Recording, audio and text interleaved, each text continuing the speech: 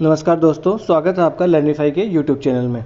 तो पिछले लेक्चर में हमने डिस्कस किया था कि सुदूर दक्षिण में किस प्रकार से इतिहास का आरंभ होता है। महापाषाणिक बस्तियां हमने देखी थी। फिर उसके बाद में धीरे धीरे जो महापाषाणिक लोग थे वो पहाड़ियों से नीचे उतरते हैं और किस प्रकार से वो साम्राज्य स्थापित करते हैं। उनमें हमने 3 साम्राज्य देखे थे, चेर, चोल और पांडे। फिर उनका हमने राजनीतिक इतिहास देखा था। संगम साहित्य के बारे में हमने पढ़ा था और संगम साहित्य में धार्मिक साहित्य के साथ साथ हमने धार्मिकेतर साहित्य के बारे में भी देखा था, जैसे मणि मेखलई के बारे में देख लिया। आज का जो लेक्चर होने वाला है, इस लेक्चर में हम जो संपूर्ण मौर्योत्तर काल है उस काल में शिल्प, व्यापार और नगर कौन कौन से हुआ करते थे वो इस लेक्चर में हम आज जानने वाले हैं। ये लेक्चर आज का थोड़ा सा इंपॉर्टेंट इसलिए होने वाला है कि पिछले यूपीएससी के पेपर में यहाँ से क्वेश्चन बने भी हैं और आगे भी जो है कुछ क्वेश्चन यहाँ से बनने की संभावना पूरी रहती है। तो चलो शुरू करते हैं आज का लेक्चर। सबसे पहले हम डिस्कस करने वाले हैं कि मौर्योत्तर युग में शिल्प कौन कौन से हुआ करते थे। जो शक, कुषाण और सातवाहन काल है, जो कि 200 ईसा पूर्व से लेकर 300 ईस्वी तक मानते हैं कि इस काल तक ये काल रहा था। और जो प्रथम तमिल राज्य का युग है, यानी प्रथम तमिल राज्य कौन से, जो नीचे हमने सुदूर दक्षिण में पढ़े थे, कर चेर, चोल और पांडे, उसके काल तक आते आते क्या था कि जो शिल्प और वाणिज्य है उसके इतिहास में अगर देखा जाए तो बड़ा ही चरम उत्कर्ष का वो काल माना जाता है। और मौर्य पूर्व काल का जो है, हम अगर दीर्घ निकाय में देखें तो उसमें 24 प्रकार के व्यवसाय बताए गए हैं, परंतु जब ये वाला काल आ जाता है तो इसमें महावस्तु में 36 प्रकार के और मिलिंद पन्नों में 75 प्रकार के व्यवसाय बताए गए हैं। और इन व्यवसाय में 60 तो शिल्प से ही संबंधित हुआ करते थे। तो आप देख सकते हैं कि किस प्रकार से शिल्प और जो व्यवसाय है उनमें बड़ी ही बढ़ोतरी इस काल के आते आते हो गई थी। फिर हम देख लेते हैं कि जो शिल्पी लोग जो थे वो गाँव में तो रहते ही थे, उसके साथ साथ शहरों में भी रहा करते थे। यानी शहरों में तो मुख्यतः से वो रहते ही थे, परंतु गांव में भी वो रहते थे, ऐसा हमें सबूत मिला है। कहाँ ऐसा साक्ष्य मिला है?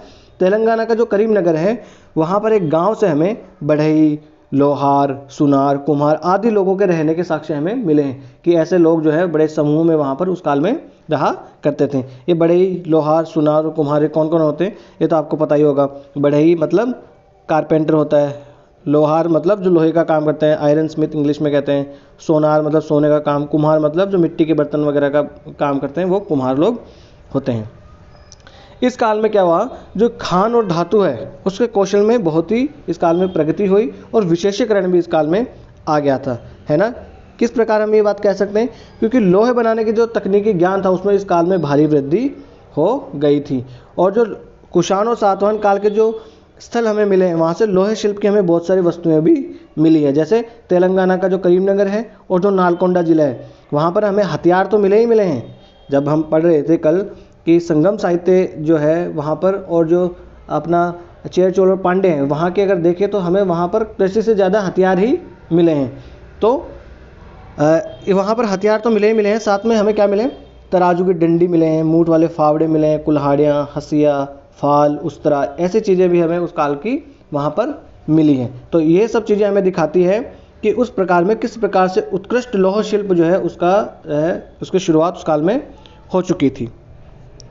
जो भारतीय लोहा और जो इस्पात था उसके पश्चिम एशिया में भारी प्रतिष्ठा हुआ करती थी। यानी कि भारतीय जो लोहा होता था उस लोहे की जो तलवारें बनाई जाती थी वो मजबूत हुआ करती थी और उनकी धार बड़ी तेज हुआ करती थी। जो पश्चिमी एशिया के देश जो थे वो लोग क्या करते थे, युद्ध में बड़ा ही उसको इस्तेमाल किया करते थे। जिसका निर्यात हम कहाँ किया करते थे, अबिसिनियाई बंदरगाहों को उसका निर्यात हम किया करते थे। यानी अरब और जो पश्चिम अपना जो है देश, पश्चिमी देश मतलब यूरोप वाला इलाका हो गया, रोम वाला इलाका हो गया, वहाँ पर हम लोग जो है अपने लोहे का इस्तेमाल निर्यात किया करते थे। ठीक है। फिर उस काल में क्या हो गया था कि कपड़ा बनाने और रेशम बुनने की और अस्त्रों और विलास की वस्तुएं जो थी, अस्त्र और शस्त्र आप जानते ही हैं उनकी, और जो विलास की वस्तुएं हुआ करती थी इन चीज़ों के निर्माण में बड़ा ही मतलब इसमें बढ़ोतरी इस काल में हो गई थी। जैसे मथुरा है, मथुरा में क्या है, शाटक नाम का एक विशेष प्रकार का वस्त्र बनाया जाता था। ये एग्जाम में पूछा जा सकता है कि मथुरा जो है वो किसके लिए प्रसिद्ध था, तो शाटक नाम के वस्त्र के लिए प्रसिद्ध हुआ करता था। यह प्राचीन भारत के संदर्भ में शाटक क्या हुआ करता था, तो शाटक क्या हुआ करता था, शाटक कोई बंदरगाह का नाम नहीं था, शाटक किसी राज्य की राजधानी भी नहीं थी, शाटक कोई लोहे का कोई हथियार भी नहीं था। शाटक क्या हुआ करता था, शाटक एक प्रकार का वस्त्र हुआ करता था, है ना, जो कहाँ बनाया जाता था, वो मथुरा में बनाया जाता था। और दक्षिण भारत के कई नगर हमें मिले हैं, उन नगरों में क्या है, रंगरेजी। रंगरेजी आप समझते हैं ना, जो कपड़े होते हैं उनको, वस्त्र जो होते हैं उनको क्या करते हैं, रंगने का काम किया जाता है। तो वहाँ पर रंगरेजी का उन्नत शिल्प हमें प्राप्त होता है। कहाँ, उरैयूर में और अरिकमेडु में, है ना। उरैयूर कहाँ था, कल हमने देखा था, जो चोल साम्राज्य था उसकी राजधानी क्या हुआ करती थी, उरैयूर हुआ करती थी। अरिकमेडु, आज ये अरिकमेडु जो है आज का पांडिचेरी वाला इलाका पड़ता है ना, वहाँ पर ये अरिकमेडु है, जो तमिलनाडु के पास लगता हुआ पांडिचेरी का इलाका है ना, वहाँ पर है अरिकमेडु। यहाँ के शिल्पी क्या करते थे, बौद्ध भिक्षुओं के लिए इन लोगों ने गुफाएं बनवाई, बहुत सारे स्तंभ, पट और कुंड, इस प्रकार की चीज़ें भी उनको दान में दे दी और बनवा के उनको दी। इसकी तो इनसे हमें क्या पता लगता है, जब ये सारी चीज़ें वो बना के जो है बौद्ध भिक्षुओं को दे रहे हैं, इसका मतलब उन लोगों के पास धन होगा, यानी उनका व्यापार जो है, उनका जो धंधा है वो खूब फला फूला होगा। और अम्मी जान तो कहा ही करती थी कि धंधा कोई भी हो, छोटा या बड़ा नहीं होता। फिर मौर्य युग में हम आगे देखने वाले हैं कि विलास की वस्तुओं में क्या होता था, हाथी दांत का काम हुआ करता था। विलास की वस्तुएं मतलब ऐसी वस्तुएं जो आवश्यक ना हो परंतु दिखावा करने के लिए या सुख सुविधा के तौर पर उनका इस्तेमाल किया जाता था। तो हाथी दांत का काम, फिर कांच का काम, फिर मणि और माणिक्य का काम, शंख सीप का काम, ये सब चीज़ें किस में मानी जाती है, ये विलास की वस्तुओं में मानी जाती है। और जो भारतीय दंत शिल्प हुआ करता था वो तो अफगानिस्तान और रोम जो है वहाँ पर भी हम लोग ये चीज़ें भेजा करते थे, क्योंकि वहाँ से ये चीज़ें हमें प्राप्त हुई है। फिर रोम की जो कांच की वस्तुएं हैं वो तक्षशिला और अफगानिस्तान से भी हमें मिली है, यानी हम लोग वहाँ कुछ चीज़ें भेजते भी थे और वहाँ से कुछ चीज़ें मंगाया भी करते थे, है ना। फिर सिक्कों की ढलाई जो है इस काल में बड़ा ही महत्वपूर्ण शिल्प हुआ करती थी।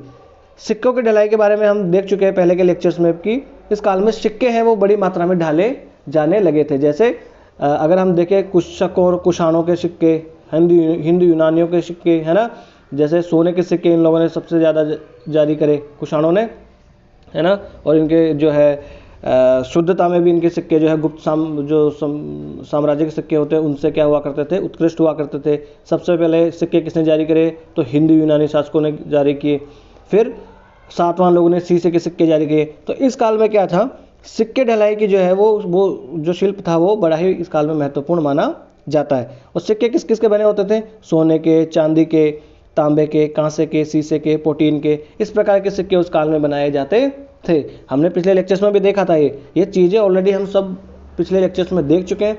सिर्फ उनको हम एक जगह कंपाइल करके थोड़ा सा व्यवस्थित ढंग से इस लेक्चर में पढ़ रहे हैं, ताकि सब कुछ चीज़ें एक साथ आपको सामने समराइज होकर आ जाए, तो आपको याद रखने में थोड़ा सा आसानी हो जाए। और जो शिल्पी लोग हुआ करते थे वो नकली रोमन सिक्के भी बना लिया करते थे, यानी नकलची तो हम हमेशा से ही रहे हैं। तो हम लोग क्या किया करते थे, हम लोग मतलब यहाँ के जो शिल्पी लोग हुआ करते थे रोमन सिक्कों की प्रतिकृति बना लिया करते थे यहाँ पर, है ना। फिर टेराकोटा की जो सुंदर मूर्तिकाएं भी है उस काल की मिली है। टेराकोटा क्या होता है, जो पक्की मिट्टी होती है उसे ही टेराकोटा कहा जाता है। तो टेराकोटा की सुंदर प्रतिमाएं भी उस काल की हमें मिली हैं। और जो शिल्पी लोग थे वो आपस में श्रेणी नामक संगठन बनाकर रहा करते थे। अब देखिए श्रेणी जो है, इससे सवाल बन चुका है यूपीएससी में, इससे क्वेश्चन ऑलरेडी बन चुका है कि श्रेणी क्या हुआ करती थी। तो श्रेणियाँ हुआ करती थी, एक तरीके का संगठन हुआ करता था, इनको इंग्लिश में कहते हैं गिल्ड्स, GUILDS, जैसे फिल्म गिल्ड्स वगैरह ऐसे नहीं होते, वैसे ही गिल्ड्स उस काल में भी हुआ करती थी। ये इसमें क्या किया करते थे कि हर प्रकार के जो शिल्पी लोग हुआ करते थे वो अपनी अपनी श्रेणियाँ बना लिया करते थे। जैसे कुम्हार लोगों की एक श्रेणी हो गई, सुनार लोगों की एक श्रेणी हो गई। और ये श्रेणियाँ जो है इतनी पावरफुल हुआ करती थी कि इन लोगों के पास ये जो श्रेणियाँ हुआ करती थी, इनके जो सदस्य हुआ करते थे उनको दंड देने का अधिकार भी हुआ करता था। और इनका दंड देने की पावर और इनकी खुद की पावर इस बात से हमें पता लग जाती थी कि इनका दिया हुआ दंड राजा भी शायद ही बदल सकता था। तो आप समझ सकते हैं कि उस काल में श्रेणी नामक संगठन कितना प्रभावशाली और कितना शक्तिशाली हुआ करता था। जैसे आज भी भारत में नहीं है, जैसे फिक्की वगैरह है ना, एसोचैम है, ये क्या है, ये एक प्रकार की गिल्सी है। तो उस काल में शिल्पी लोग अपने आप को श्रेणी नामक संगठन जो है उसमें संगठित करके रखा करते थे, ठीक है। फिर जो अधिकतर शिल्पी लोग जो थे वो कहाँ, मथुरा और पश्चिमी दक्कन में रहा करते थे। मथुरा में कौन से जो है वो वस्त्र बनाया जाता था, शाटक नामक वस्त्र, याद रखना, आपको भूल नहीं जाना है, ठीक है। और जो कि पश्चिमी समुद्र जो तट था वहाँ की ओर जाने वाले व्यापारिक मार्ग पर पड़ा करता था। और शिल्पियों की कम से कम हमें 24 से 25 श्रेणियाँ जो उस काल में प्रचलित मिली है। देख सकते हैं आपकी 24 से 25 श्रेणियाँ हमें मिली है, यानी कुछ सोनारों की होगी, कुछ कुम्हारों की होगी, कुछ लोहारों की होगी। तो अलग अलग प्रकार के जो शिल्पी होते थे वो अपने आप को श्रेणी नामक संगठन में संगठित करके रहा करते थे। इस काल में भारत और पूर्वी रोमन साम्राज्य जो है उसके बीच में व्यापारिक गतिविधियां बहुत ही बढ़ गई थी। पूर्वी रोमन साम्राज्य कहाँ तक आ जाता है?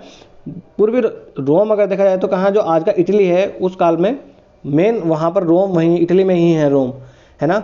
तो ये इजिप्ट वगैरह हो गया, ठीक है, ये प्रशिया वाला मेसोपोटामिया वाला इलाका हो गया, इस यहाँ तक जो है रोमन साम्राज्य हुआ करता था, यानी ये रोमन साम्राज्य के पूर्वी उपनिवेश हुआ करते थे। तो यहाँ तक ये रोमन साम्राज्य फैला था तो हमारा व्यापार इनके साथ आसानी से हो पाता था। तो रोमन साम्राज्य के साथ अपना व्यापार उस काल में बहुत बड़ी मात्रा में हुआ करता था। और इसी रोमन साम्राज्य के साथ जो व्यापार होता था, इसी के बदौलत ही हमारे जो राज्य थे वो फले फूले।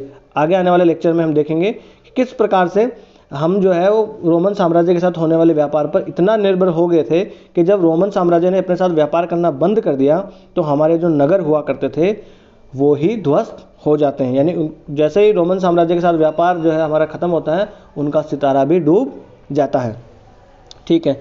तो यहाँ से हमारी आर्थिक गतिविधियाँ बहुत हुआ करती थी, कहाँ से? रोमन साम्राज्य के साथ, जो कि समुद्री मार्ग से मुख्यतः हुआ करता था। यानी कि पहले क्या होता था कि ये स्थल मार्ग जो था ये वाला, यहाँ से भी जो है क्या करते थे कि रोमन साम्राज्य के साथ अपना व्यापार हो जाया करता था।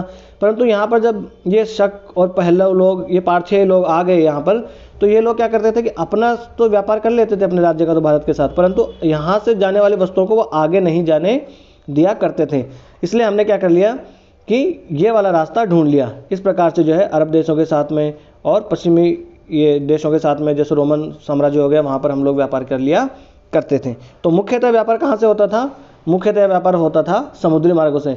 हालांकि ये व्यापार जो है स्थल मार्गों से भी होता था, मगर मुख्यतः किससे होता था? वो जलीय मार्ग जो होता था, समुद्री मार्ग से वो हुआ करता था। और इस काल के जो मुख्य मुख्य बंदरगाह, ये याद रखना है आपको, ये इंपॉर्टेंट है एकदम, ये स्टार मार्क लगा लीजिए आप इस पर। इस काल के जो बंदरगाह हुआ करते थे, भड़ोच कहाँ है? गुजरात में। सोपारा कहाँ है? नाला सोपारा, नहीं सुना आपने? कहाँ है नाला सोपारा? महाराष्ट्र में है ना, मुंबई में, हाँ, तो वहाँ नाला सोपारा वाला। अरिकमेडु, ताम्रलिप्ति, अरिकमेडु कहाँ है? पांडिचेरी में, यानी तमिलनाडु वाला ये इलाका ना, यहाँ पर पांडिचेरी का इलाका है ना, वहाँ पर ये अरिकमेडु है। और ताम्रलिप्ति कहाँ है? अपना पश्चिमी बंगाल में ताम्रलिप्ति है।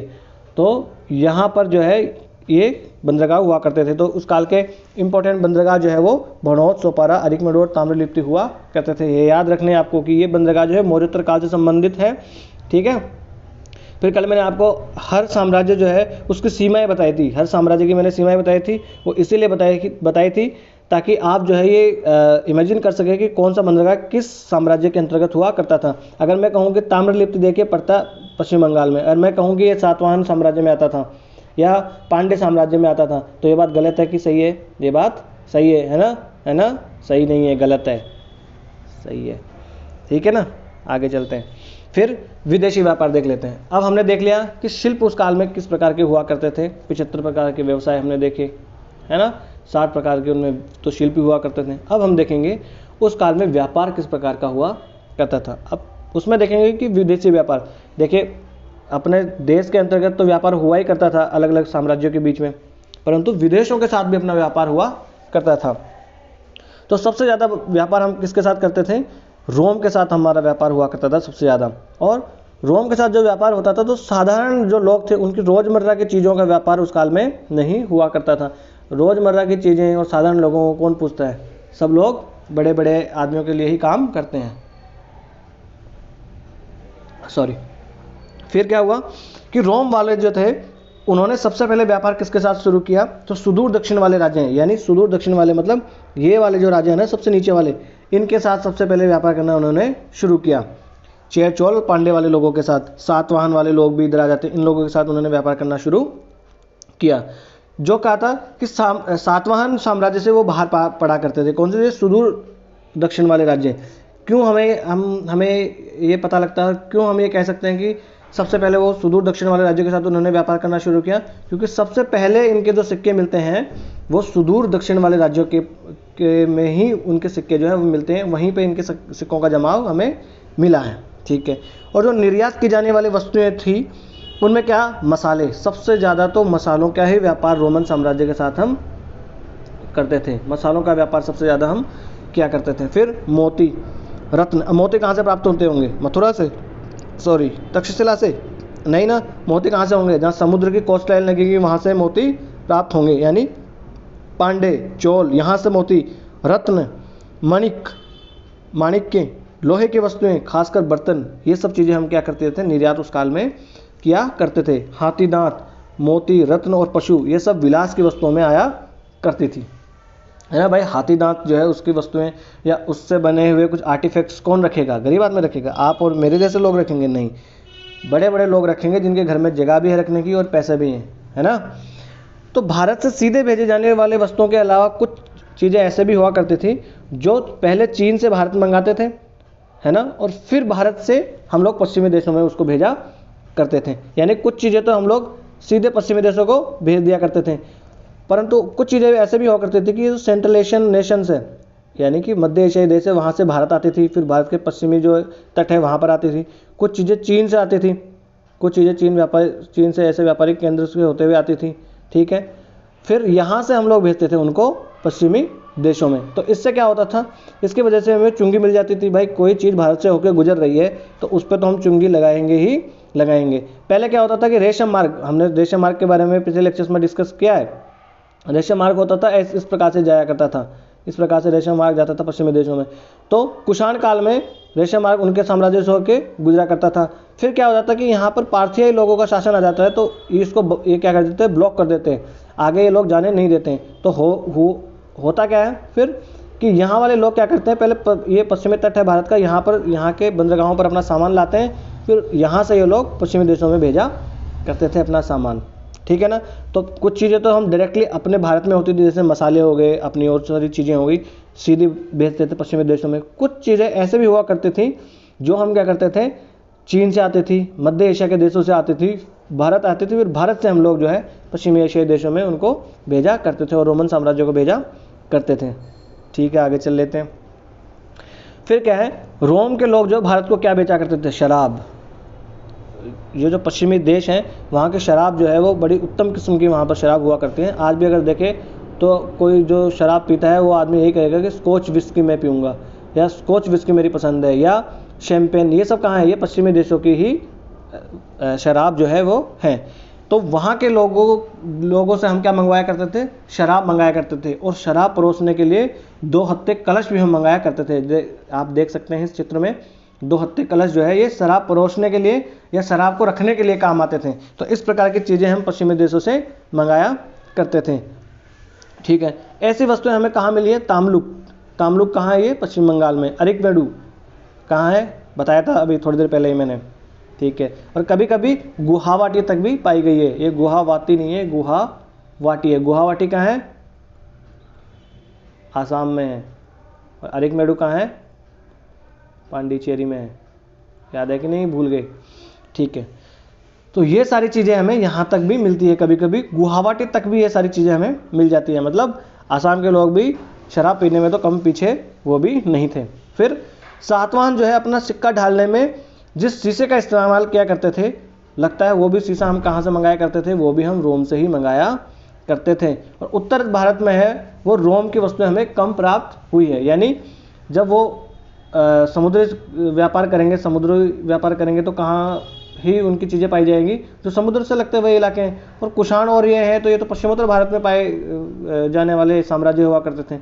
तो इसीलिए दक्षिण भारत में पाए जाने वाले जो है, यानी विंध्य अपना पर्वत है, विंध्य पर्वत के नीचे वाले इलाकों में ही हम लोगों को, यानी विंध्य पर्वत के जो दक्षिण वाले इलाके हैं वहीं पर हम लोगों को सातवाहन और ये जो रोम के साथ आने वाले जो सिक्के हैं वो हमें प्राप्त होते हैं। ठीक है। और ढेर सारे रोमन सिक्के जो है हमें, वो सोने चांदी के सिक्के हमें विंध्य के दक्षिण में मिले हैं, है ना। रोम के साथ व्यापार में भारत का पलड़ा भारी हुआ करता था, यानी ट्रेड सरप्लस में हम हुआ करते थे। इकोनॉमी जब आप पढ़ेंगे या पहले पढ़ ली होगी तो आपको पता होगा ट्रेड सरप्लस क्या होता है। जब जो हमारे एक्सपोर्ट जो होते हैं ना वो इंपोर्ट से ज़्यादा होते हैं तो उसे कहते हैं ट्रेड सरप्लस। तो भारत उस काल में ट्रेड सरप्लस में हुआ करता था, ठीक है ना। और इस सातवां काल में जो सिक्के ढाला करते थे वो सांचे बना बना के वो सिक्के ढाल लिया करते थे। और वहाँ पर ऐसे भी सांचे मिले हमें कि एक सांचे में एक साथ 6-6 सिक्के जो है वो बना के निकाल लिया करते थे वो लोग, है ना, ठीक है। और जो भारत के साथ व्यापार होता था रोमन लोगों का और जो जहाज रानी इस्तेमाल होती थी उसमें मुझे क्या लगता है, ऐसा मानते हैं इतिहासकार कि उसमें जो है मुख्य भूमिका किसकी थी, जो रोमन लोग थे उनकी ही मुख्य भूमिका उसमें हुआ करती थी। क्यों हुआ करती थी, जैसे रोमन लोग अपने साथ भारत के साथ व्यापार जो है बंद कर देते हैं उसके बाद भारत जो है वहाँ के जो साम्राज्य हुआ करते थे, जो नगर हुआ करते थे, उनका सितारा डूब जाता है। यानी कि हम लोग उन पर निर्भर हुआ करते ज़्यादा। जैसे उन लोगों ने तो बंद कर दिया मगर हम जैसे उन्होंने बंद किया तो हम लोगों को ज़्यादा उसका प्रभाव पड़ा। और जहाज रानी वगैरह जो होती थी वो सब भी रोमन साम्राज्य के लोगों को ही हुआ करती थी। और रोमन लोगों के भारत में बसने के साक्ष्य हैं, परंतु भारत के लोग जो थे वो जाके कहीं रोमन साम्राज्य में बसे हों ऐसे साक्ष्य हमें कम मिलते हैं। हालांकि मिस्र में कुछ बस्तियां मिली है जहाँ पर तमिल लोग रहा करते थे, ठीक है। आगे चल लेते हैं। फिर क्या था इस काल में, मुद्रा अर्थव्यवस्था। अच्छा, मुद्रा अर्थव्यवस्था पढ़ने से पहले एक छोटी सी चीज़ और मैं आपको डिस्कस करवा दूं कि उस काल में ऐसा हुआ करता था कि भारत का ट्रेड सरप्लस हुआ करता था रोमन साम्राज्य के साथ। तो रोमन साम्राज्य में एक बड़ा ही महान व्यक्ति हुआ करता था, प्लिनी। अच्छा, पहले भी मैंने ये वाली बात आपको बताई होगी। तो वो नेचुरल हिस्ट्री नाम का उसका एक लेख था। नेचुरल हिस्ट्री नाम के लेख में उसने क्या लिखा, वो बेचारा रोता है, रोते रोते लिखता है कि रोम जो है वो अपना सारा सोना भारत पे लुटाया जा रहा है। क्यों लुटाया जा रहा है कि भारत से जो है रोमन लोग बड़ी मात्रा में आयात किया करते थे, मसाले आयात किया करते थे, काली मिर्च सबसे ज़्यादा आयात किया करते थे। इसलिए उसको काली मिर्च को तो क्या कहते थे, यवन प्रिया ही नाम दे दिया गया। यहाँ तक कि जो खाना खाने के लिए छुरी और कांटे हुआ करते थे वो भी रोमन लोग भारत से ही मंगाया करते थे। तो प्लिनी विलाप करता है, रोता रोता लिखता है, उसके आंसू जो है उसकी किताब पे मिले पाए गए। हमें मजाक कर रहा हूँ, ऐसा कुछ नहीं मिला है। विलाप करने का अर्थ है कि वो बड़ी चिंता के साथ ये लिखता है कि रोम जो है अपना पूरा सोना भारत पे लुटाता जा रहा है। और इसका परिणाम ये होता है कि कुछ सालों बाद में रोम जो है वो भारत के साथ व्यापार करना बंद कर देता है। यानी रोम जो के शासकों को ये पता लग गया था और उनको समझ में आ गया था कि हम कुछ ज़्यादा ही इम्पोर्ट कर रहे हैं भारत से, थोड़ा उसको कम करना पड़ेगा, ठीक है। अब हम देख लेते हैं आगे मुद्रा अर्थव्यवस्था। मुद्रा अर्थव्यवस्था का अर्थ है कि मनी जो है इस काल में उसका उद्भव बहुत अधिक मात्रा में हो गया था। यानी मनी का प्रचलन यानी मुद्रा का प्रचलन इस काल में हो गया था। और जब जब मुद्रा का प्रचलन हुआ है, इससे पहले क्या होता था, बार्टर सिस्टम यानी वस्तु विनिमय प्रणाली ज़्यादातर चला करती थी। और आहत मुद्राएं हमें मिली है, ले देखे, और उनका भी व्यापार में ज़्यादा महत्वपूर्ण योगदान नहीं था। और इस काल में आके क्या होता है कि अलग अलग प्रकार की जो है तांबे की, सोने की, देखे जाए चांदी की, प्रोटीन की, शीशे की, इस प्रकार की मुद्राएं हमें इस काल में प्राप्त हो जाती हैं। और जब जब मुद्राओं की प्राप्ति हुई है और जब जब मनी का सर्कुलेशन बढ़ा है तब तब क्या हुआ है, व्यापार और वाणिज्य इस काल में बढ़ा है। चाहे वो आज देख लीजिए, चाहे इतिहास में आप देख लीजिए, जब जब मुद्राओं और मनी का सर्कुलेशन बढ़ेगा, इसका प्रचलन बढ़ेगा, तो व्यापार और वाणिज्य में बढ़ोतरी होगी। सोने और चांदी के सिक्के जो है वो महत्वपूर्ण हुआ करते थे। हालांकि सोने और चांदी के जो सिक्के थे ना, उसका लेन देन में उपयोग कम किया करते थे। यानी अगर छोटा मोटा व्यापार होता उसमें इसका इस्तेमाल नहीं किया करते थे। उसमें तांबे के हो गए, ऐसे शीशे के सिक्के हो गए, इन प्रकार की मुद्राओं का इस्तेमाल किया जाता था। और कुषाण लोग तो आपको पता ही है कि शुद्धता के मामले कुषाण लोगों ने सोने के सिक्के सबसे उनके शुद्ध माने जाते हैं। और सबसे ज़्यादा सिक्के कौन, गुप्त साम्राज्य वाले जारी करते हैं। और सबसे पहले कौन जारी करते हैं, हिंदू यूनानी शासक जो है वो सोने के सिक्के जारी करते थे। जब हम कुषाण साम्राज्य पढ़ रहे थे तो मैंने आपको बताया था कि कुषाणों को सोना कहाँ से प्राप्त होता था, मध्य एशिया से। और मध्य एशिया के कौन से पहाड़ों से, याद कीजिए कौन से पहाड़ों से, अल्ताई पहाड़ों से। और मैंने ये भी बताया था कि अल्ताई पहाड़ कहाँ पर है, ये कहाँ है, मंगोलिया में अल्ताई पहाड़ पड़ते हैं। ऐसे छोटी छोटी चीज़ें आपको याद रखनी है, भूलना नहीं है ना। तो कुषाणों को सोना कहाँ से मिल जाता था, अल्ताई पहाड़ से मिल जाता था। और कुछ सोना जैसे बिहार वाला कुछ इलाका हो गया और दक्षिण भारत का जैसे कोलार वाली खाने होंगी, यहाँ से भी जो है इनको सोना प्राप्त हो जाया करता था। फिर हम देख लेते हैं शहरी बस्तियों के बारे में। ये जो चित्र है उस काल के अलग अलग प्रकार के जो सिक्के हुआ करते थे, ये जो है मिनांडर के सिक्के हैं, है ना। ये मीनांडर के, ये बुद्धिस्ट सिंबल देख लीजिए आप, ये चक्र का इस्तेमाल इसमें हुआ है, तो ये बुद्धिस्ट सिक्के हैं। ठीक है, अब देख लेते हैं हम शहरी बस्तियाँ। तो शिल्प और वाणिज्य में जैसे जैसे बढ़ोतरी हुई और मुद्रा का अधिक से अधिक प्रयोग होने लगा, इसकी वजह से क्या हुआ, नगरों की वृद्धि भी हो गई। भाई लोगों के पास ज़्यादा पैसे होंगे, गाँव में अधिशेष उत्पादन होगा, तो गाँव के लोग कहाँ आएंगे, शहरों में, और शहरों में जब मुद्रा का प्रचलन होगा, व्यापार वाणिज्य बढ़ेगा, तो बड़े बड़े शहर बनेंगे, बड़े बड़े अमीर लोग वहाँ पर रहने लगेंगे, तो बड़े बड़े नगरों की इस काल में क्या हो जाती है, श्री वृद्धि हो जाती है। यानी नगर तो पहले भी थे, परंतु उन नगरों की इस काल में क्या हुआ कि वो एक तरीके से अपने स्मार्ट नगर बनने लगे। आप कहना स्मार्ट सिटीज़ बनने लगी, वैसे हालांकि वैसे स्मार्ट तो नहीं कह सकते आप आज के कंटेक्स्ट में देखा जाए तो, मगर वृद्धि उन नगरों की होगी। पहले छोटे छोटे नगर हुआ करते थे, अब बड़े बड़े नगर हो गए, जैसे वाराणसी, कौशाम्बी, श्रावस्ती, हस्तिनापुर, मथुरा, इंद्रप्रस्थ। इंद्रप्रस्थ मतलब दिल्ली वाला जो इलाका है वो इंद्रप्रस्थ हुआ करता था। तो ऐसे नगर उस काल में बनने लगे थे। ठीक है, फिर है सातवाहन राज्य के जो नगर है, उनमें अगर महत्वपूर्ण नगर देखें सातवाहन राज्य के, ये इंपॉर्टेंट है, यहाँ से क्वेश्चन बन सकते हैं और बने भी हैं। सातवाहन राज्य के जो नगर हैं उसमें तगर एक हो गया, धान्यकटक एक हो गया, अमरावती हो गया, नागार्जुनकोंडा हो गया, भनोच हो गया, सोपारा हो गया, अरिकमेड़ू हो गया और कावेरीपट्टनम। यानी एक बार एग्जाम में क्वेश्चन आ गया था कि सातवाहन जो है सातवाहन साम्राज्य के जो पोर्ट जो हैं, बंदरगाह, उनको जो है चूज़ करने के लिए बोल दिया था कि सातवाहन जो साम्राज्य उससे संबंधित कौन से बंदरगाह हैं, तो उनमें कावेरीपट्टनम, अरिकमेड़ू ये सब दिया हुआ था। तो आप जो है आपको क्या है जो चूज़ करना है ध्यान से कि कौन सा जो है नगर, कौन सा पोर्ट जो है, कौन सा बंदरगाह कौन से साम्राज्य से संबंधित हुआ करता था। तो ये वाले नगर जो है वो सातवाहन राज्य से संबंधित हुआ करते थे।